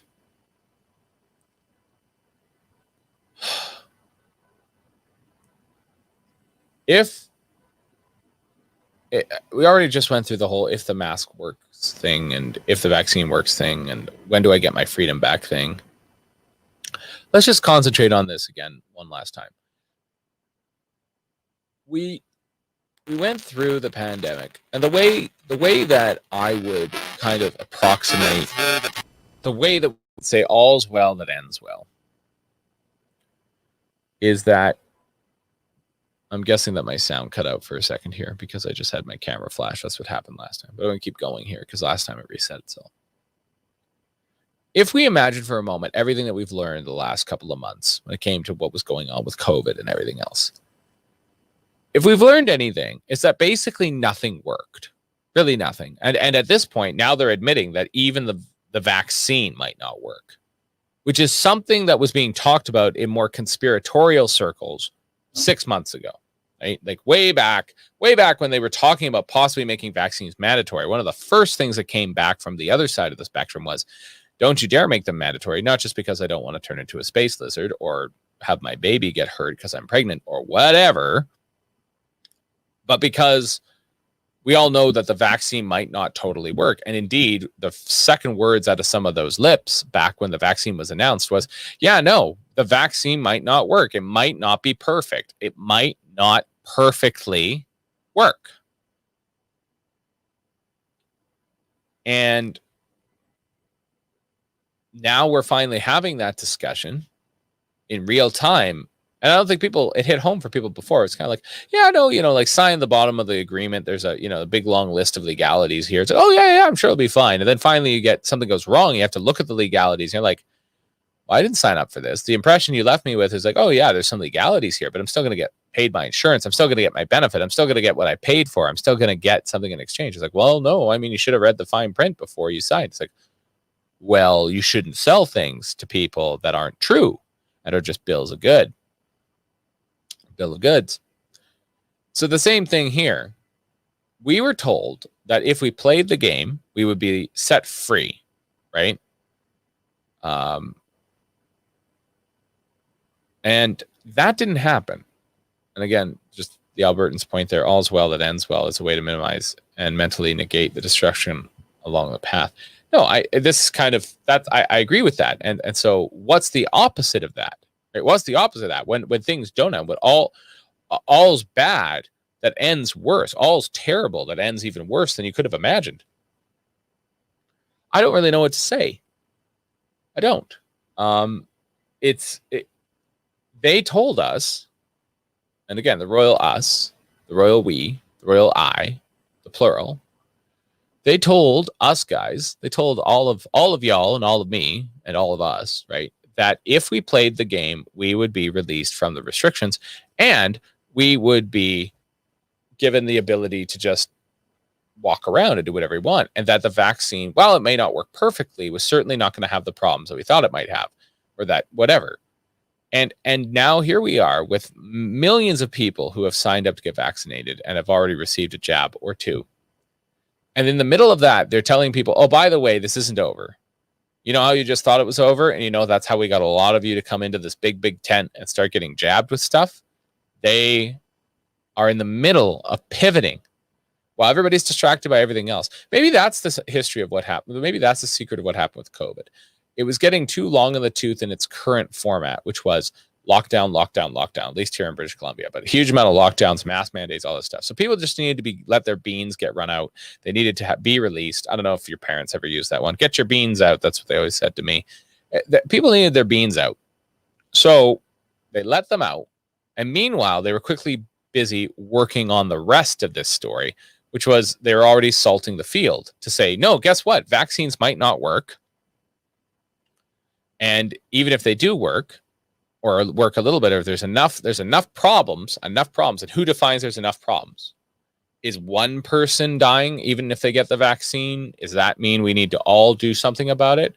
Is it 10? Is it 1,000 in a population of how much? I don't know. I don't know what the answer to that question is. You'd have to ask some kind of actuary statistician guy. But the gut feeling I have for me is that, like, at a certain point, we can only have our seatbelts on for so long, right? We put on our seatbelts and we drive our car. We don't put on 5-point harnesses. We put those on kids in car seats in the back. We don't put them on adults. And we don't put them on adults not only because of the egregious expense and the inconvenience, but because we trust that the adults are going to drive in a somewhat safe manner, even at speed, because they want to get home in one piece that night and they don't want their nice vehicle wrecked to crap. They don't want that.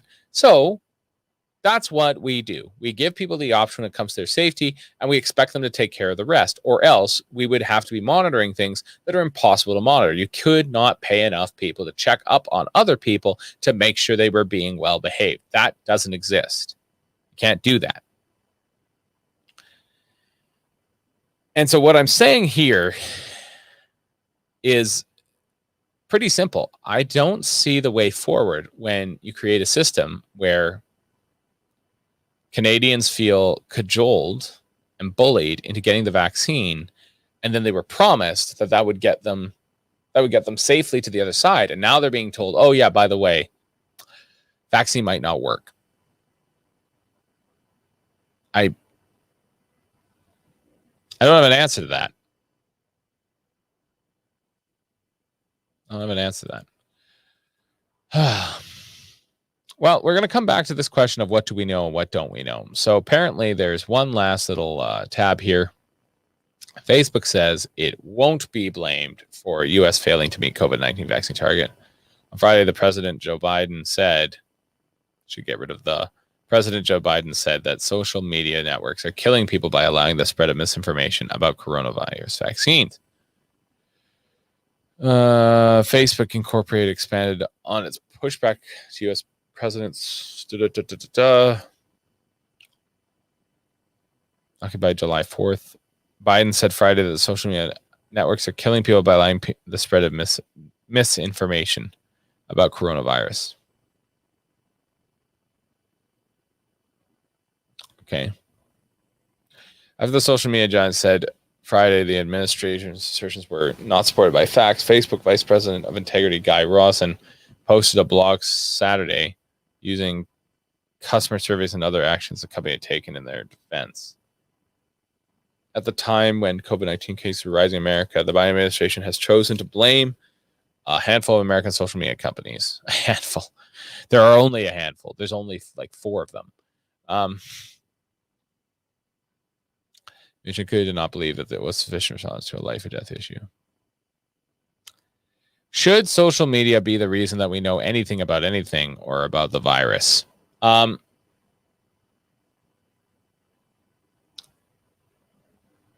don't really think that the social media companies are very responsible for anything that goes on there. I've seen all sorts of fake news go on social media companies. I'm going to take a brief pause here. Again, back to this philosophical question. How do we know what we know? How do we know what we know is sure? How do we have certainty? How do we have proof of what we know?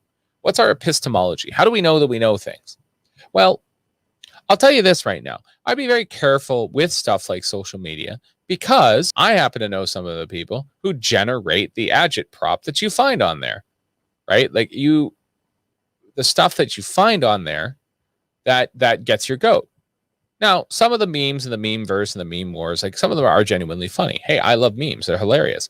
But to that same end, there are people out there who are paid, mind you, to create dissent and disruption and dissonance by sending memes into the Facebook universe, right? Sending them into the stream, sending them into finding a way to get you to like their page or sharing it with a bot, a person, someone who looks like a person but isn't. It's just a bot.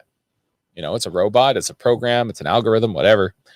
And these people are all helping run the show by creating dissonance, right? Because how can you know it's really real? How can you know what's real? And if you don't know what's real, how do you move forward from there? There's a lot of people who do produce content and put it on Facebook and everywhere else. And you have to parse through that with intelligence. You can't just assume everything you read on Facebook is true. And I don't think the Facebook has really much of a say on that. And I don't think Facebook should have a say on that. I don't think they should be able to censor people on their platform.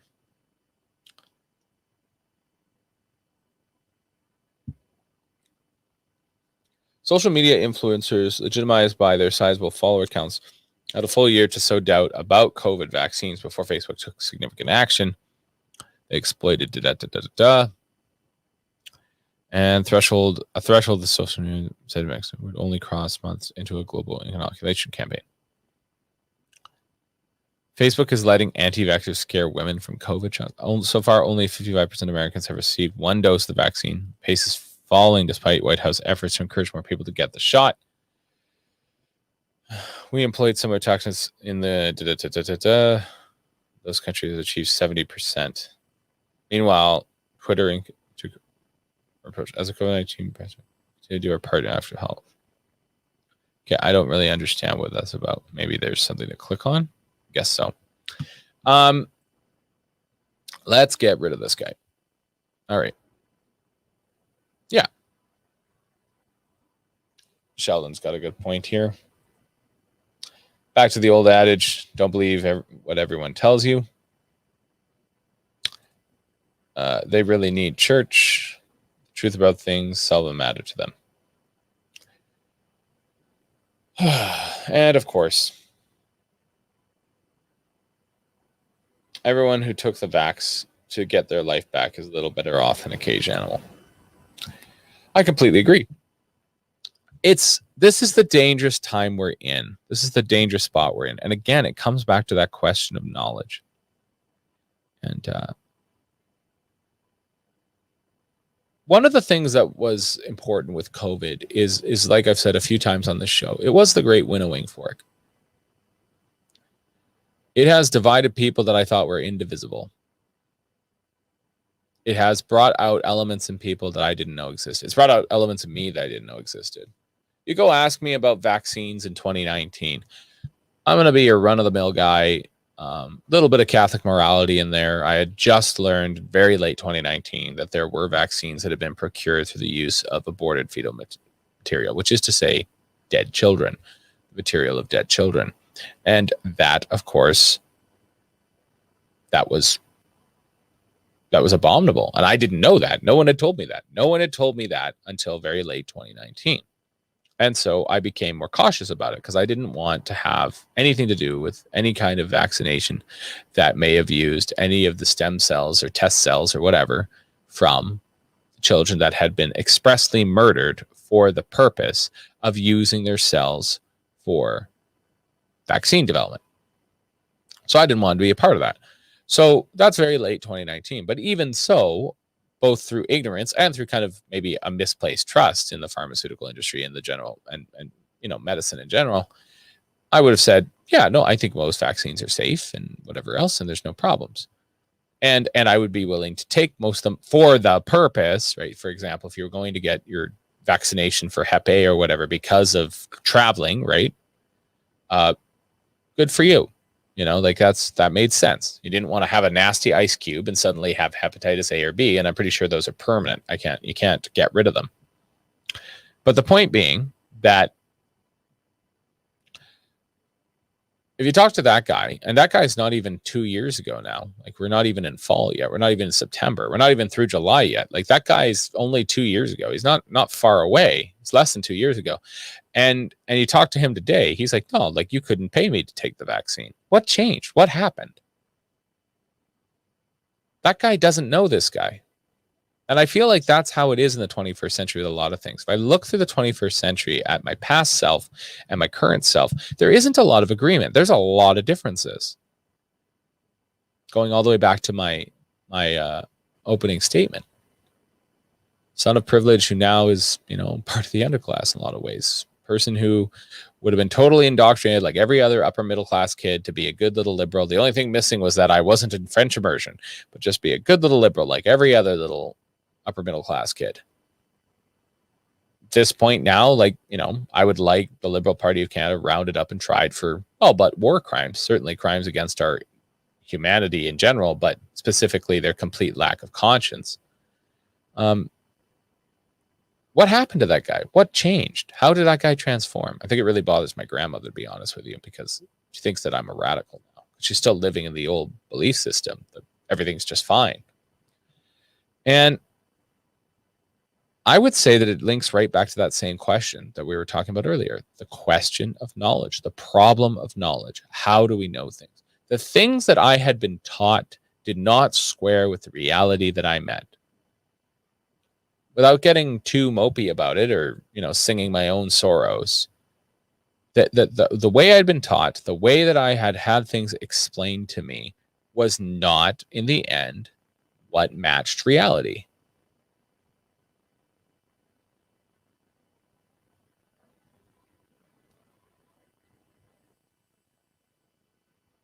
I still can't square some of those things. Some of the biggest healing I've had to do in my life is letting go of the past conceptions I had of stuff. And people would be like, well, we all have to let go of our preconceptions all the time. It's like, no, I was taught an entire orthodoxy, a secular orthodoxy. My Christian orthodoxy was pretty well attuned to reality and then translated well into my new faith when I converted to Roman Catholicism. But my secular rubrics and paradigms, hard work pays off. Do this, do that. These things go this way. This thing goes that way. The economy will always expand. It contracts briefly and then expands again. There's real opportunities out there. Houses can be affordable. You live in Prince George. Housing will always be affordable. Those things aren't true anymore. And the consciousness that I grew up in only took a few, what feels like minutes, but it took less than a decade to wither away into nothing and not be true, be fundamentally unsound. And I don't know how to square that circle. All I can tell you is that it makes people extremely frustrated to have what they already know thrown back at them as ignorant and perhaps even bigoted and blasphemous or whatever, on top of the fact that, oh, by the way, here's the new translation, get on board. Here's the completely new set of terms. Here's the new ideology. Here's the new mode. And that can change in minutes. That can change every other year. That can change every other month. What's trending this month? What's happening this month? That can't go on. People can't be jerked around like that.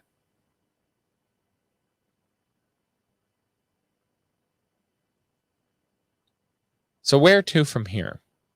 Well, here on the Mountain Standard Time, we always want you guys to comment, send us your comments, questions, concerns. I'm going to throw out my email there very briefly.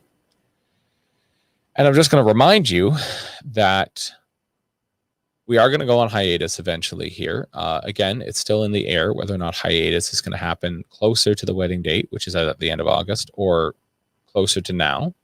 But it's important for you to know that I will not be here for a time and that things are going to change for a little bit. Sheldon has the point of 5 out of 10. Yeah, no, my hair isn't even washed today, Sheldon, but thank you for, bringing that.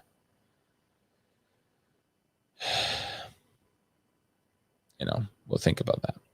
But the short version of what's going on here is that